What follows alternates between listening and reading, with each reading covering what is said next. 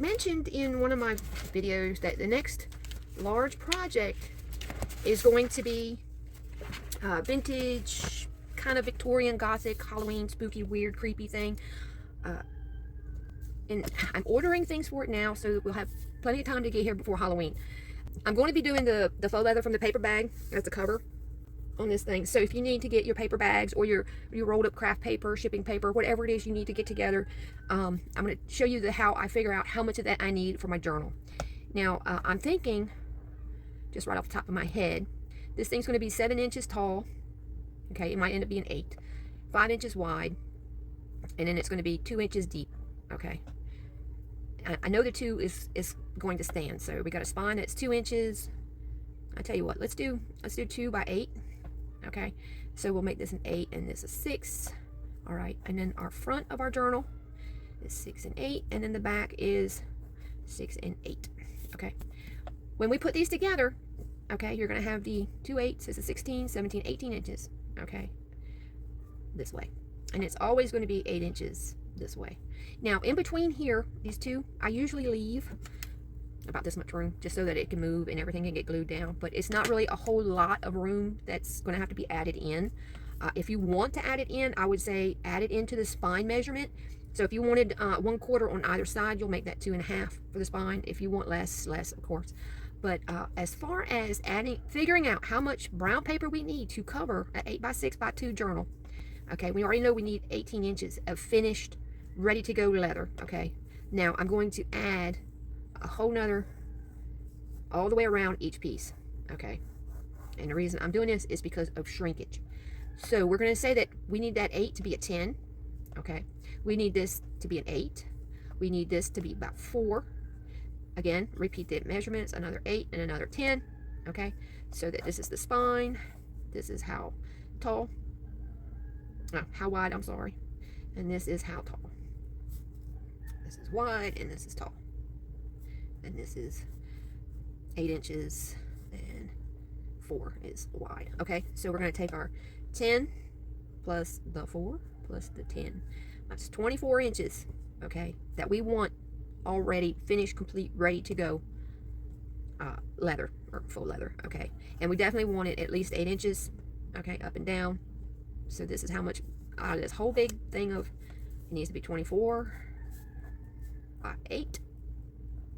Okay, finished. All right, so and when I go to I round everything up to the next closest large measurement. So I'm going to make this 12, okay, and then I'm going to make this 30. So I'm going to start with a piece of brown paper to cover 12 inches up and down, 30 inches side to side. Okay, and we'll work from there. This should equal out enough to cover our 8x6 or 7x5, depending on whatever size you want, paper bag. Okay, I mean journal. Okay, so then let's put this for the 7x5 or 8x6. Okay, now if you don't have enough to do the entire piece of 30 inch by 12, I would recommend trying to at least do, as we said, 24. All right, if we take out that center 4, all right, that's going to be 10 over here. I would say try to get 12 to 15 inches. I would probably go 15 inches.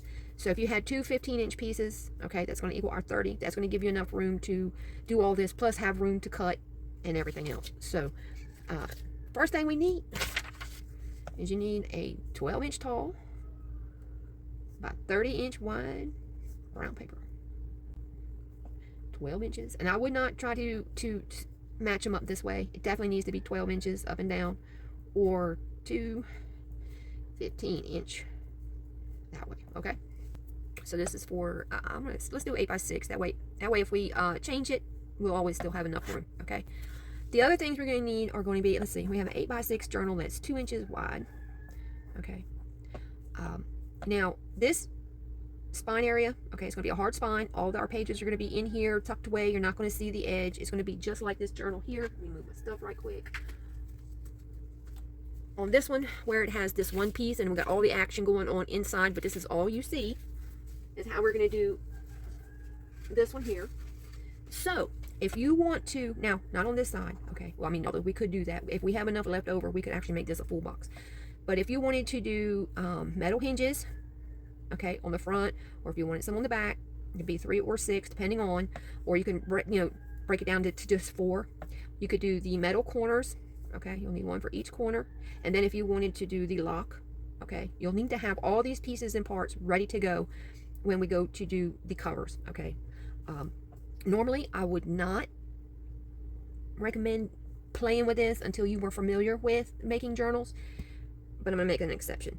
Now, if you want to get fancy with anything, try to get things that screw on, okay? And they should all come with a screw. So like if this came this way, you would have a hole here, your hinge here.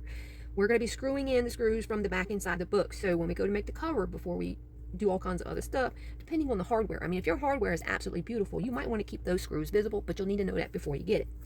So figure out how many, that's if you want to do this. You can skip over the metal parts and just make the journal itself too, in the faux leather, and we'll go all over that. But you'll need that. You'll need metal hinges. And now if you have stickers, you can always add them later. Locks, what am I doing? That's not enough.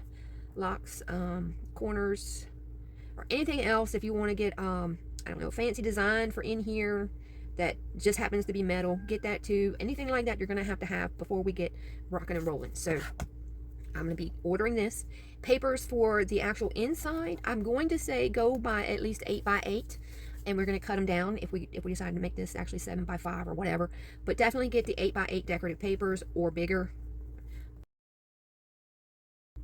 just because. Now if you have any envelopes or like treat bags or whatever that you want to get all that ready, get it ready to go. I'm thinking with 2 inches. Okay, this one here is, let's see, how big was this spine on this? I think this is 2 inches. Well, 2.5 inches is the spine on here, so we might even increase that depending on. And we have 1, 2, 3, 7 pages, so you could do 7 sections. That would put us down to 6 sections, okay, for our hinges.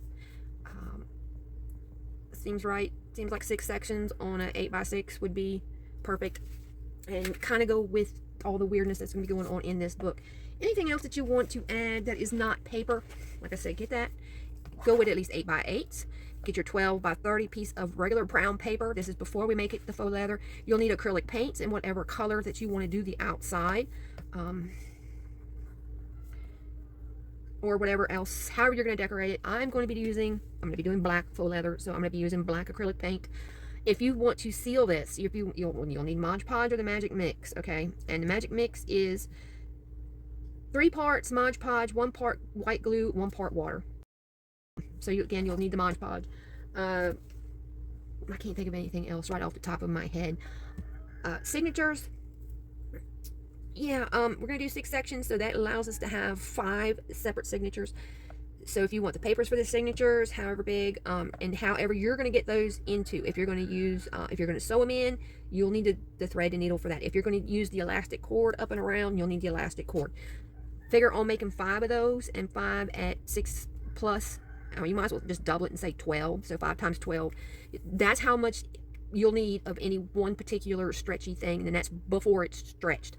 So you'll need 5 12-inch at least plus knots. So I would go 14. That way you can tie it off if you need to. If you have any questions, let me know. And like I said, we'll get rocking and rolling with this. I'm getting ready to order my stuff now. Now's a good time to go shopping. And I'll meet you back here for that. In the meantime, we have our storybook we're working on here. Let me show you what I did earlier. I found some itty bitty tiny feathers. So I gave him some plumage on his little hat here. I'm not worried if it gets smushed. It gets smushed. It's there. And this is going to go back up in here for the time being. Get it out the way. Okay. The other things that we're working on this, besides, I have 3 of the ephemera cards that came with the paper thing itself. The ones we've already made. We have the castle with the Once Upon a Time 3D. We have the 3D carriage, flat horse, a flat cake. Okay, this needs to be made bigger, and then we have the fairy with fairy dust. And she has to make a wish in the 3D. So we are rocking and rolling. I need to leave this out. Everything, I'm going to try to make my cards all the same size. This is the only one that's not there yet. So I like the way that looks. So that's probably what I'll add on the back of there. These will also all be getting writing spaces on the back of them. So these are partly done. like I said, I got the my acrylic stamp set with the lines, never mind the little three fussy cuts, but you can see this actually came out of a recipe card stamp kit, which is what I'm going to use to make the lined portions on the back of these things. And then the only other thing that is left, let's see, we have the baby in the cradle. She's going to go on there. I'm going to do that just like I did the other ones. I'm going to do them 3D, let her come up off the page a little bit. That needs a backing. These two, the one where she's kissing and this one with the lines on it, I'm going to make this into a floating pocket. Front and back's already there. That's going to leave these little things, which the sentiments and these round dilly bobs. Let's see. This is that. Oop. Wait a minute. I think that was supposed to be a round thing. These are just going to go in the journal here, there, and anywhere. The round ones I'm going to save to do like I did on this envelope. Kind of give us a little, some decorative touches. That way we know what goes with this journal and what doesn't. Basically, it's why I'm doing that. Because, y'all, I tell you what, I'm running out of room so quick. Room's going. Orders are coming. So, I guess that should be, you know, I should be thankful. So, we still have this. I'm going to take this castle. And I'm going to try to make it to where it shows you this is in this part or whatever. I still haven't decided if this map's real. I haven't looked it up yet. But I know it says Jutland. I know we have one of those. The insides of this still need to be done. We got our pockets, our other cards that need to have some decorations. Again, we got 2 pockets here. We have this card that comes in and out of here. I'm going to have to get this to where it sticks out a little bit better for us to get that back in and out. And a few other little things that are going to be going on with this guy. So, if you're following along with that, stay tuned. Like I said, I'm getting ready to deal with Bertha. She's supposed to, I don't know if what she's going to do, but I have got to get this place ready and batten down the hatches, pass out swim fins to all the critters, and make sure they have everything that we're going to need should something happen, power's out for however long. So, anyway, I will be back with the next part on YouTube, the full length, probably next day or so. Give me at least that much time. And then as far as on TikTok here, I will try to get another one sheet wonder done up, or maybe I'll do the floating pocket tutorial for y'all, and y'all can follow along there. Okay guys, I'll be back in a bit.